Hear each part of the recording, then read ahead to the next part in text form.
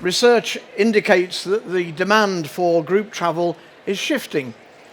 That's fair enough, but where is it shifting to? To take us through the travel trends that you can't or shouldn't ignore, and offering his thoughts on where demand pockets are emerging, please welcome Global Managing Partner with GSIQ, Oliver Rowe. Thank you, Stuart. Good morning, everybody. Thanks ever so much for coming along for this session. I'm just going to precariously balance my glass of water on the lectern, and let's hope that doesn't go wrong. Anyway, there we are. So over the next 20, 25 minutes or so, I'm going to run through various points looking at this next wave of group demands. Just a little word about GSIQ and myself first. So GSIQ is a global research agency. We use market research, social data, and many other data sources as well to consult to our clients. Our clients are destinations, trade bodies, hotel groups, and many others around the world.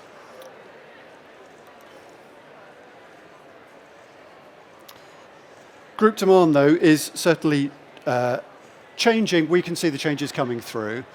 And what I'm going to do is start to look at pockets of change that are emerging for 2026 and how itineraries may need to adapt, pricing, marketing, and looking at some specific areas like sports and events as well and how they're developing. It would be wrong to just dive straight into trends without saying there are some headwinds. I think every morning I seem to wake up and there's something more disastrous than the day before. And we don't know quite how this is going to impact our industry, but we know that jet fuel price is up, price is up at the pumps, so this is clearly going to feed through into inflation. Already the cost of living is the number one issue for people in the UK and in Europe and in North America, so this is not going to help with our industry. There are many other things that are impacting us this year as well. The EES coming in, I'm sure there's going to be chaos when everybody runs into problems getting into Europe. We've even got our beloved government talking about bringing in a tourist tax for the UK, and we did a piece of work very recently with the WTTC that shows very clearly that that would impact on providers because people are not going to increase their budgets to cover the tax. They're simply going to spend less when they do travel. On top of that, we've still got over-tourism, concerns about tourist protests, and even just flying is getting harder. More delays, more turbulence, and all sorts of other things which aren't very pleasant. So maybe this is all good for UK destinations. We will see. I'm not going to say right now whether it is or not. We will find out. But anyway, there are 4 areas that I do want to talk about in terms of demand shifting and summarizing it in 4 areas. Firstly, around value and how value is being audited more carefully. The motives for traveling are diversifying and splintering. Timing is moving. And also events are creating spikes, either large events and large spikes, or small events and little local spikes. Let's just start, though, by looking at group excursions and what do people want to do when they go on a group trip, or in fact for any overnight trip. And we have city exploration and historic homes and castles and beaches are the top things that Brits would like to do when they go on a trip. And this is a representative sample of the UK public. When you start to look at people who've actually taken a coach tour or excursion in the past 2 years, you get a slightly different number. We see that historic homes and castles is top, but actually watching pro sports comes through as the second point, followed by beaches, city exploration, and theatre and musicals. And if you put these together, there's some observations we can make that having the sort of city, the sort of classic tour, then bundled in around culture, walkability, shopping, food, entertainment, that still very much hits the mark. For beaches, national parks, nature, hiking, that sort of thing, again, tying in with town and city anchors and then getting out to nearby landscape or coast is clearly very positive as well. But then we see this third area of pro sports and events really pushing through and showing how they should be treated really is a very mainstream demand lever now. And it doesn't have to be a pure sports event. It can be just sport as part of a trip. If you start to segment this, just very simply, under and over 45s, you can see a huge difference in what people would like to do. So city exploration, historic homes and castles, obviously indexing older, whereas for younger people, you've got high indexing for shopping, the sports, theatre musicals, and theme parks, exactly as you'd expect. But that's just a very simple way. When you start to break this down in a lot more detail, so these numbers change even further. What would get people to actually go on more trips, or for coach trips in particular? Well, bucket list. Going somewhere that I really want to go. I've always wanted to go. That is top of the list, but a trip departing from near me and a luxury coach with great facilities is in third. But again, if we break this down by ages, you can see some big differences. So a trip departing near me is more important for older people, but younger people over-index in discounted entry to attractions or knowing other people on the coach are going to be like me.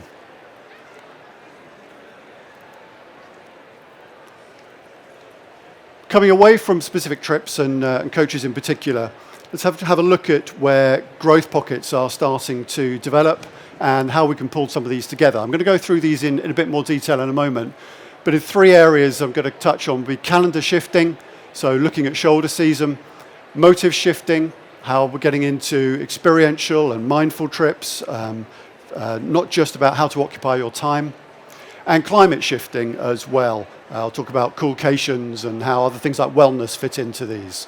So let me start to run through some of these and talk about calendar shifting first of all. So shoulder season has always tended to be driven by the fact that it's better value and a little bit quieter as well. But actually we're seeing climate comfort really coming into people's decision making. So a phrase sometimes being used is a sort of thermal migration of moving away from July and August, particularly in places like the Mediterranean. So May to June, September to October coming prime targets. And you can see from the chart at the bottom here, we ask a question, and this number of people who say, I avoid going away at the most popular times of the year. Now, this isn't just to do with climates. This is to go for quieter times. But you can see the traditional 50 plus, 55 pluses, over half are agreeing with this statement. This is data from across the US, UK, Germany. But actually a lot of younger people as well, trying to avoid those peak times.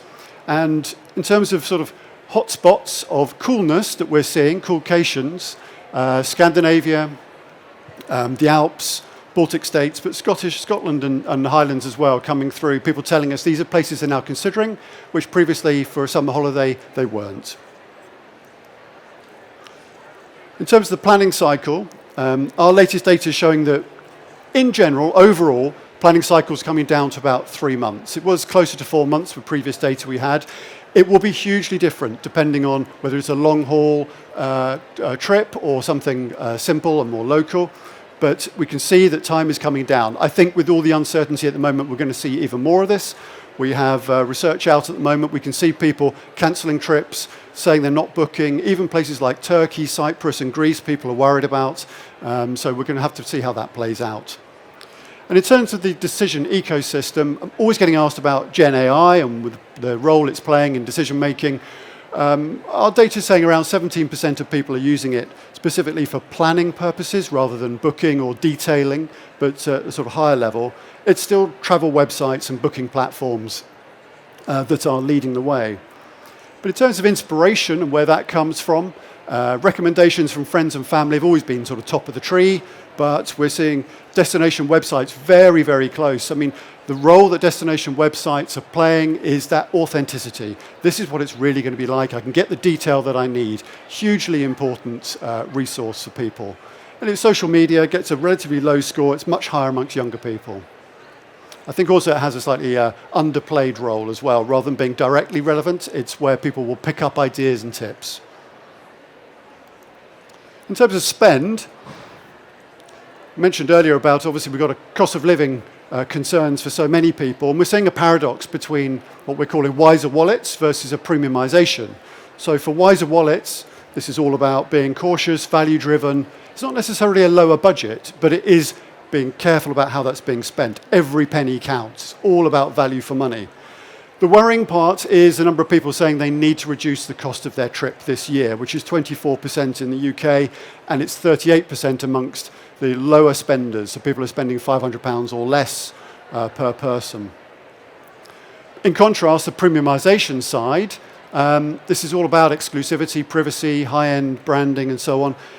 What we find here is we've got a core group of people saying, I always buy extra luxuries, or I access airport lounges. Higher amongst younger people for the extra luxuries. It's very much part of a more in-depth trip. But what we're looking here really is about affordable luxuries. Not high-end, this is affordable luxury. And looking at where people are going on trips, we have around 8 in 10 saying they've had a trip in the UK in the last 12 months of at least one night, and 6 in 10 saying they've gone abroad. We wanted to sort of find out a bit more, why are people still going abroad versus the UK? What's the sort of drivers there? Better weather, no surprise, comes out on top. It feels more like a proper break, and also there's more excitement and novelty. But the problem for the UK destinations, and we've sort of seen this for a long time, is still the value angle, but it's slightly more extreme than it has been. So better value overall by going abroad. Flights even can be cheaper than travel and hotels in the UK, and destinations in the UK feel too expensive. Price sensitivity and premiumization can exist together, though. It's about that entry-level value proposition and keeping it really sharp. It's then about the sort of good, better, best architecture around building up so that people can upgrade and get into specialist experiences, and rather than bloating the core offer.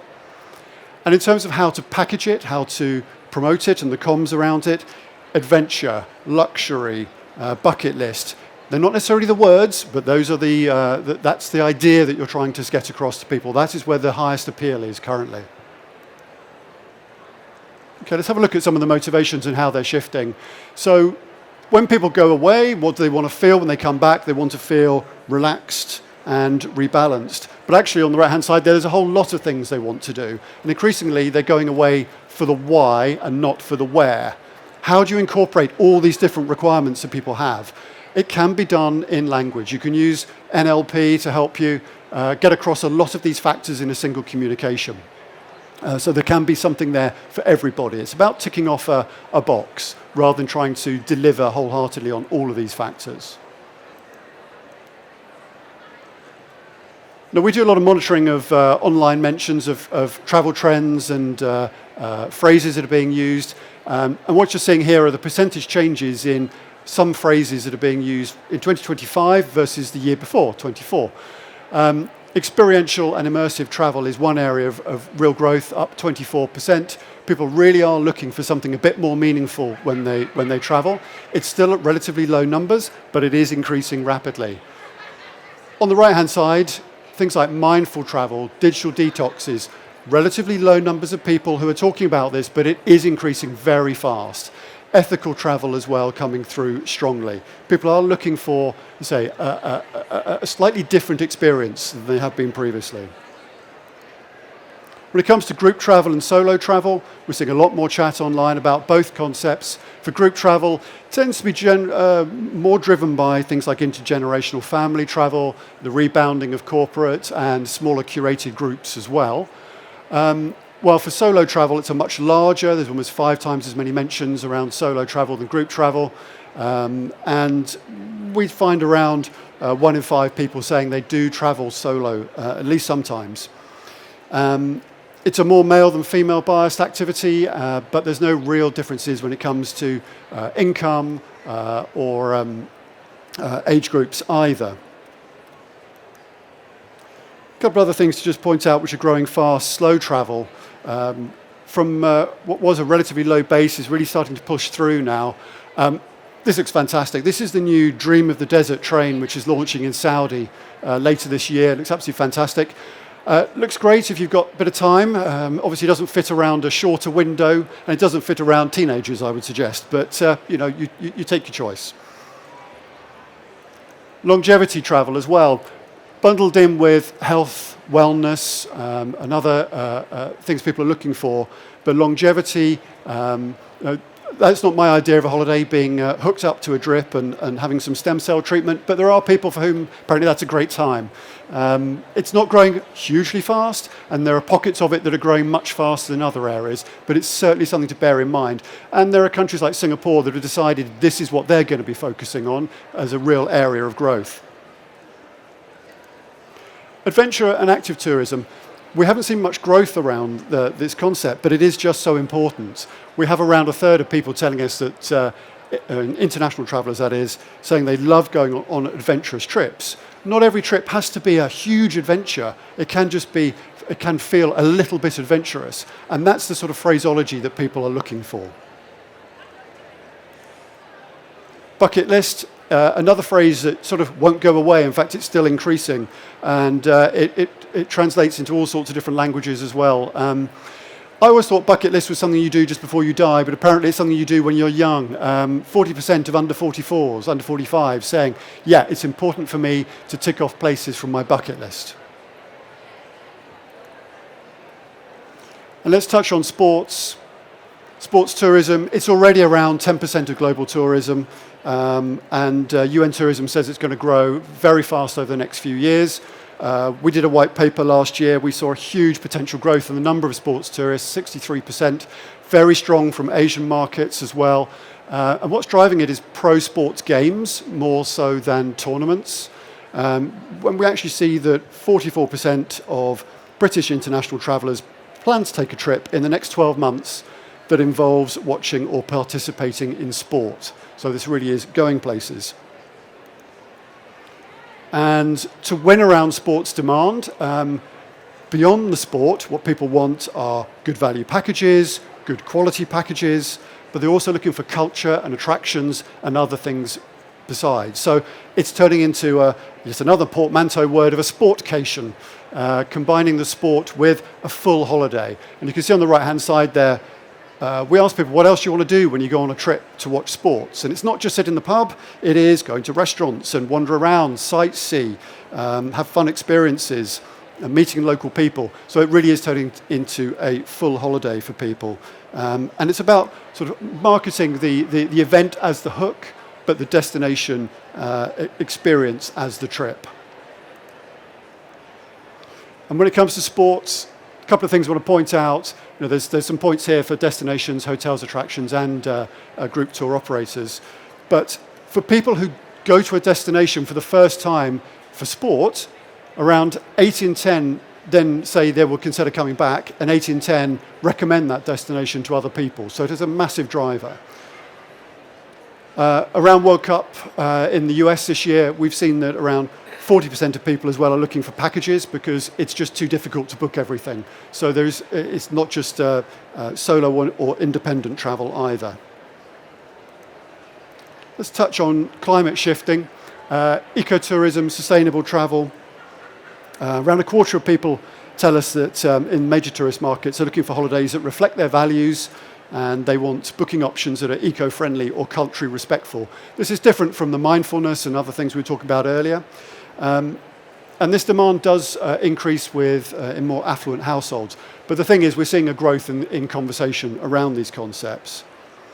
And in terms of climate specifically, coolcations, a large jump in discussion around this phrase of coolcation, up 47%. There are more and more people just looking for opportunities or things they can do in Northern Europe to get them away from the heat of the south. Okay, just some final thoughts to finish off. There are some strategic hotspots starting to emerge with demand pockets for this year. People are telling us they're considering the Scottish Highlands again, Scandinavia, the Alps and Dash region. And one thing I didn't touch on as well for the UK, very much the screen tourism, the set jetting concept, which we've seen a large growth of online conversations around that. And obviously it's been central to the Visit Britain campaign of the last year. So shifting towards low density, high authenticity, and climate resilient destinations. And for group travel, there's lots of opportunity here. Taking some of these insights into strategy and thinking, moving from mass to value-driven to experiential journeys. Now, the shoulder season is going to just become more and more important, both the UK and abroad. People will increasingly look for cool climate options, and we'll see how the coolcation trend develops. Value versus premiumization, and how to work around that, providing both a really strong value package, but building in the premium options as well. And then a deeper experience and a more immersive quality to trips is another thing which we feel is going to be very, very important going forward. So success, it's all about this redefinition, the timing, changing the destination selection so that it meets this demand for a more restorative and high-value travel. Thank you very much, everyone.